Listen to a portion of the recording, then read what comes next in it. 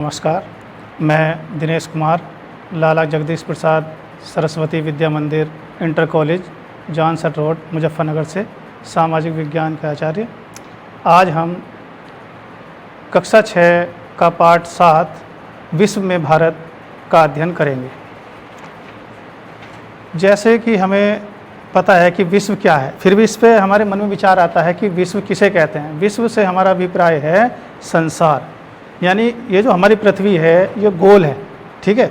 और उस गोल पृथ्वी पर जितने भी हमारे देश हैं वो सब मिलकर विश्व यानी संसार कहलाते हैं। उसको समझने के लिए हम यहाँ इस मानचित्र को देखेंगे। ये विश्व का मानचित्र है, ठीक है। इस विश्व को यानी पृथ्वी पर जितने भी देश हैं उन सब को दर्शाया गया है। इस विश्व को 7 महाद्वीपों में और 5 महासागरों में दर्शाया गया है। क्या हम जानते हैं छात्रों, आप सब जानते हैं कि 7 महाद्वीप कौन से हैं? आइए इस मानचित्र के द्वारा हम उसे समझते हैं। नंबर 1, जैसे कि हम इस मानचित्र में देख रहे हैं, ये उत्तरी अमेरिका। नंबर 2, दक्षिणी अमेरिका। Number 3, Europe.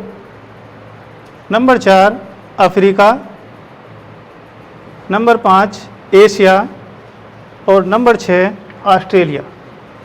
और नंबर 7 है हमारा अंटार्कटिका। इस प्रकार से इस विश्व को 7 महाद्वीपों में बांटा गया है, जिसमें अनेक देश आते हैं। अब हमारे मन में या आपके मन में ये प्रश्न उठता है कि विश्व में कितने देश हैं, ठीक है। तो वर्तमान समय में जो विश्व में कुल देश हैं वो लगभग 195 देश हैं। उनमें से 193 देश संयुक्त राष्ट्र संघ के सदस्य हैं। तो इस तरह से ये 7 महाद्वीप हुए। अब हम देखेंगे कि 5 महासागर, जिसका हमने वर्णन किया, 5 महासागर कौन से हैं वो इस मानचित्र को देखते हैं। जैसे यह है प्रशांत महासागर, फिर है अटलांटिक महासागर। नंबर 3, हिंद महासागर। नंबर 4, दक्षिण महासागर और आर्कटिक महासागर उत्तर की ओर। इस प्रकार से 5 महासागर हैं। इन 5 महासागरों और 7 महाद्वीपों को मिलकर हमारा विश्व बना हुआ है, वो संसार बना हुआ है। इस जो संसार है, इन देशों की अपनी अलग अलग सभ्यताएं हैं, संस्कृतियां हैं, रीति रिवाज, खान पीन, विभिन्नता है। इन 195 देशों को समझने के लिए सबसे पहले हम देखते हैं इस मानचित्र को कि इस पर कुछ लाइनें खींची गई हैं। ये काल्पनिक रेखाएं हैं, वास्तव में ये सब काल्पनिक रेखाएं हैं। वास्तव में ऐसी पृथ्वी पर कोई रेखाएं नहीं हैं। ये एक हमारी व्यवस्था है समझने के लिए, सही अनुमान लगाने के लिए। कुछ पूर्व से पश्चिम की ओर खींची हैं, कुछ उत्तर से दक्षिण की ओर खींची हैं। ये जो जो आपकी उत्तर से दक्षिण की ओर हैं, ये खड़ी रेखाएं देशांतर रेखाएं कहलाती हैं। और जो ये पट रेखाएं हैं पूर्व से पश्चिम की ओर, ये अक्षांश रेखाएं कहलाती हैं। इसमें हम सबसे पहले देखेंगे कि जो हमारी पृथ्वी है, जो गोल है, उसे 0 अंश अक्षांश रेखा, जिसे हम भूमध्य रेखा भी कहते हैं, इसने इस पृथ्वी को 2 भागों में बांट दिया है।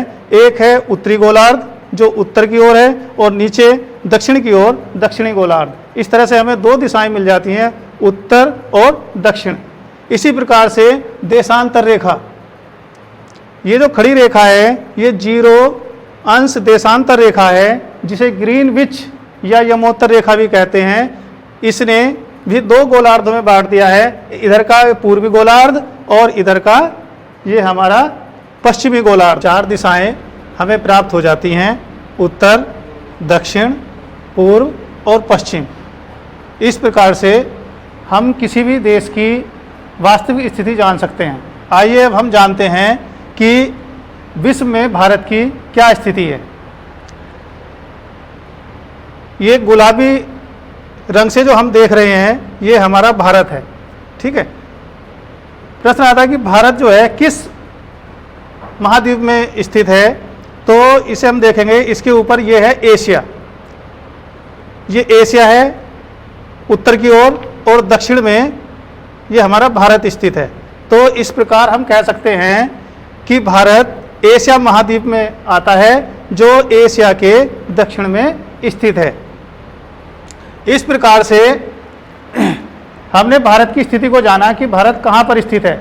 भारत जो है वह एशिया महाद्वीप में उत्तर पूर्व में स्थित है।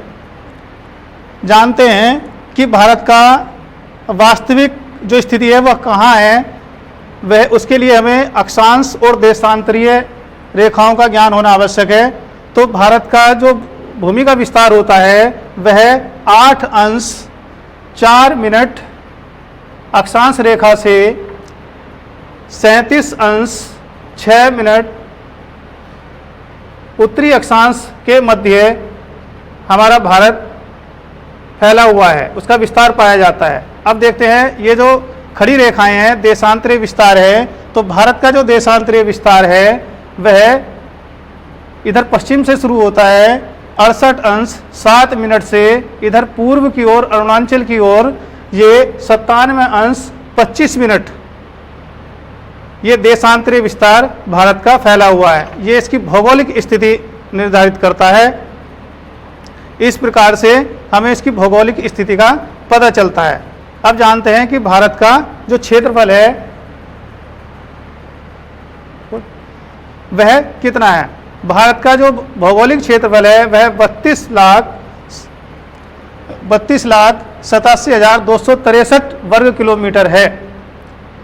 इसी प्रकार से हम इसकी भौगोलिक स्थिति को और ध्यान से देखते हैं कि उत्तर की ओर भारत में जो इसका विस्तार है ये हिमालय पर्वत श्रृंखलाएं पाई जाती हैं, जो उत्तर से पूर्व यानी पूर्वोत्तर भारत तक फैली हुई हैं, जिन्हें 3 श्रेणियों में बांटा गया है। दक्षिण की ओर भारत के दक्षिण की ओर चलेंगे तो यहाँ ये हिंद महासागर है। इधर पूर्व की ओर भारत में बंगाल की खाड़ी और इधर पश्चिम की ओर भारत के पश्चिम में अरब सागर पाया जाता है। इस प्रकार से हम इसकी भौगोलिक स्थिति को देखते हैं कि उत्तर में हिमालय पर्वत, दक्षिण में हिंद महासागर, पूर्व में बंगाल की खाड़ी और पश्चिम में अरब सागर पाया जाता है। इन चारों के ओर भारत विद्यमान है। आइए हम देखते हैं कि कौन सी अक्षांश रेखा जो है वो भारत के मध्य से होकर गुजरती है। 23 सही 1/2 अंश अक्षांश रेखा भारत के मध्य से होकर गुजरती है, जिसे कर्क रेखा भी कहते हैं। यह कर्क रेखा उत्तर की ओर है। अगर इतने ही अंश अक्षांश पर दक्षिण में रेखा होगी तो उसे मकर रेखा कहते हैं। थोड़ा और विस्तार से देखते हैं कि भारत का जो क्षेत्रीय विस्तार है वह कुछ द्वीप समूह से भी है। अरब सागर में यहाँ आप देख रहे हैं यह लक्षद्वीप समूह है। लक्षद्वीप समूह जिसकी राजधानी कवरत्ती है। इधर बंगाल की खाड़ी में अंडमान निकोबार द्वीप समूह भारत का पाया जाता है, जिसकी राजधानी पोर्ट ब्लेयर है। इस प्रकार से हमारे ये द्वीप समूह हैं। अंडमान निकोबार द्वीप समूह जो है इसकी एक और विशेषता है कि भारत में एकमात्र जो ज्वालामुखी अगर कहीं पाया जाता है तो वह अंडमान निकोबार द्वीप समूह पर पाया जाता है। पूरे भारत में और कहीं भी ज्वालामुखी नहीं है। हम देख रहे हैं कि ये जो नीले कलर से भारत का भूभाग है वह नीले रंग से जो दर्शाया गया है ये भारत को घेरे हुए है 3 ओर से। ये जल राशि है। इधर हमारा जो अरब सागर है, इधर हिंद महासागर है, इधर बंगाल की खाड़ी है। इस जल राशि ने तीनों ओर समुद्र से घिरे होने के कारण इस भारत को कहते हैं प्रायद्वीपीय भारत। यानी प्रायद्वीपीय भारत किसे कहा गया है? जो भारत का भूभाग 3 ओर जल से घिरा होता है। अब हमारे दिमाग में एक बात और आती है कि खाड़ी किसे कहते हैं? वह जल राशि जो किसी भूभाग से 3 ओर स्थान से घिरी होती है। जैसे ये जल देख रहे हैं आप, ये समुद्र का भाग है और इधर पश्चिम में भारत का भाग है, इधर उत्तर में भूभाग है और इधर पूर्व में भी भूभाग है, तो तीनों ओर जो स्थल से घिरा होती जलराशि उसे खाड़ी कहते हैं। ठीक है, तो ये जो है खाड़ी और प्रायद्वीप ये हमने जाना। अब हम जानते हैं भारत के कुछ पड़ोसी देश। तो हम जानते हैं कि पड़ोसी किसे कहते हैं। जैसे हमारा घर होता है, हमारे घर के आसपास कुछ और आवास होते हैं, दूसरे व्यक्ति निवास करते हैं, कुछ बिल्कुल समीप होते हैं, कुछ दूर होते हैं। तो इसी प्रकार से जो हमारा देश भारत है, हमारे कुछ पड़ोसी देश हैं। आइए इन पड़ोसी देशों के बारे में जानते हैं। यहाँ पश्चिम में देखते हैं, ये पाकिस्तान है। इधर चलते हैं, ये अफ़गानिस्तान। इधर उत्तर में चलेंगे चीन, यहाँ नेपाल, ये भूटान, और ये हमारा बांग्लादेश, और इधर म्यांमार। दक्षिण की ओर चलते हैं तो हमारा पड़ोसी देश श्रीलंका, और इधर अरब सागर की ओर चलते हैं तो यहाँ मालदीव जिसकी राजधानी माले है। यहाँ हम आपको बताते हैं कि भारत के जो ये पड़ोसी देश हैं जिनकी स्थलीय सीमा लगी हुई है, पाकिस्तान, अफ़गानिस्तान, नेपाल, चीन, भूटान, म्यांमार और बांग्लादेश, इनकी स्थलीय सीमा जो है वो हमारे देश से लगी हुई है। लेकिन श्रीलंका और मालदीव जो हैं ये द्वीपीय देश हैं जिनकी जलीय सीमा लगती है, स्थलीय सीमा नहीं लगती है।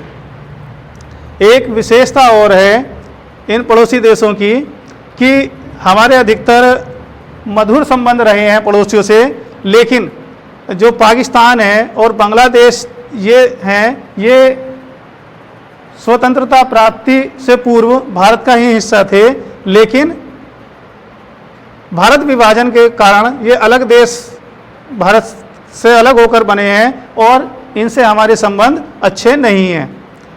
ऐसे ही चीन है, चीन भी हमारा एक शत्रु देश है। इस प्रकार से अन्य जो देश हैं वे हमारे मित्र देश हैं। इसके आगे हम चलते हैं कि भारत की शासन व्यवस्था। भारत में जो शासन व्यवस्था है वह दो प्रकार से हम देखते हैं, एक है केंद्रीय शासन और एक है राज्य शासन। भारत वर्तमान समय में जिस भारत को हम देख रहे हैं यह एक राज्यों का संघ है जिसमें 28 राज्य और 9 केंद्र शासित प्रदेश हैं।